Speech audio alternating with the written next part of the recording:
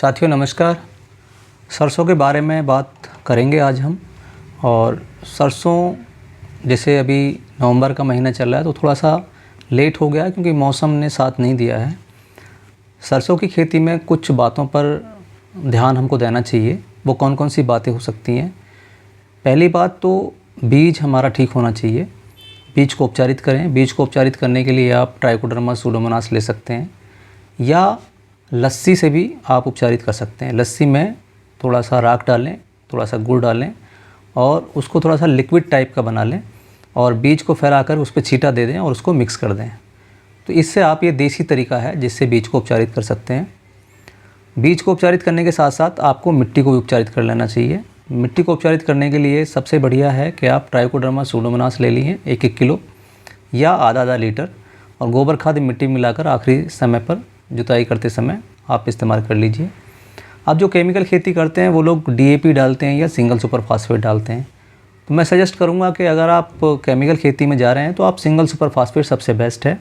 Single super phosphate में 16% phosphorus होता है, 12% सल्फ़र होता है और 20% कैल्शियम होता है। इसके साथ हल्की मात्रा में आप यूरिया का इस्तेमाल कर लें तो ये एक अच्छा कॉम्बिनेशन बन जाता है और खेत की तैयारी करते समय बुआई से पहले आप इनका इस्तेमाल कर लें।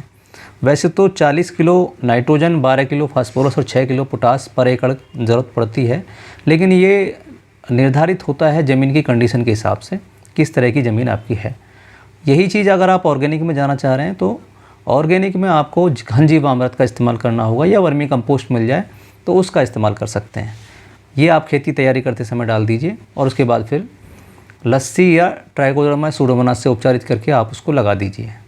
बीज की मात्रा आप जानते हैं 700 ग्राम से लेकर के 1 किलो के आसपास बीज प्रति एकड़ की आवश्यकता पड़ती है। अगर ज़्यादा घना आपकी फसल हो रही है तो उसे थिनिंग कर दीजिए। 10 से 15 दिन बाद में जब जमाव आ जाए बीच बीच में से निकाल दीजिए। सल्फ़र ऑर्गेनिक में भी रिकमेंडेड है और केमिकल में भी रिकमेंडेड है। तो आप किसी भी अच्छी कंपनी का सल्फ़र 3 से 5 किलो प्रति एकड़ के हिसाब से खेत की तैयारी करते समय या पहली रोपाई पहले पानी पर, पहला पानी 35 दिन के आसपास लगता है, उसमें आप दे सकते हैं। अगर तब नहीं दे पाएँ तो आप स्प्रे भी कर सकते हैं। इसमें 2 तरह के मुख्य रूप से कीट और बीमारी लगते हैं। एक तो सफ़ेद रतवा यानी कि वाइट रस्ट ऑफ क्रूसीफर्स। इसमें शाखाएँ पत्ती पर सफ़ेद सफ़ेद धब्बे बन जाते हैं और कभी कभी जो बाली है और बाली के साथ साथ तना वो मोटा हो जाता है। साइज़ आप देखेंगे तो उसका काफ़ी फूल जाता है, फूला फूला सा महसूस होता है। और एफिड की बहुत ज़्यादा समस्या आती है। तो एफिड जो है वो आपका दिसंबर से जनवरी तक ज़्यादा एक्टिव रहता है और किनारे से वो अटैक करता है। तो सफ़ेद जो रोली है या वाइट रस्ट ऑफ क्रूसीफर्स है, इसके लिए आप सल्फ़र का इस्तेमाल कर सकते हैं। सल्फ़र आपका वैसे भी न्यूट्रिएंट्स है और फंगस को भी कंट्रोल करता है।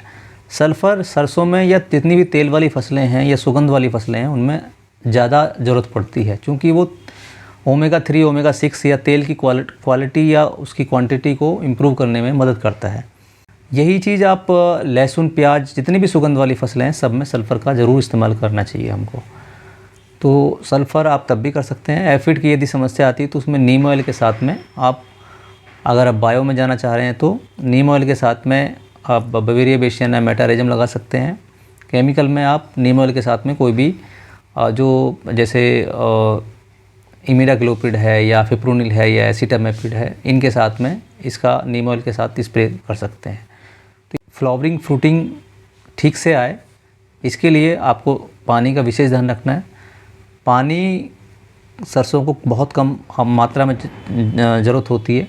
तो आप पहला पानी जो 35 दिन पर दे रहे हैं उसके बाद फिर फव्वारे से अगर नमी है तो आवश्यकता नहीं है, या हल्की फुल्की बारिश हो जाए तो ज़रूरत नहीं पड़ती है। यदि बाद में पानी की आवश्यकता पड़ती है तो आप हल्की मात्रा में आप फव्वारे से या स्प्रिंकलर से दे सकते हैं, या अगर ओपन भी देना है तो बहुत हल्की मात्रा में आपको पानी देना चाहिए। ज़्यादा पानी देने से वो अच्छे से डेवलप नहीं हो पाता है। तो ये हुई सरसों के बारे में बात। अगर आपको इससे संबंधित कोई भी क्वेश्चन है, कोई भी आपको दिक्कत आती है अपनी फसल में, तो आप ऑर्गेनिक या केमिकली दोनों तरीके से आप मुझे कमेंट करके पूछ सकते हैं।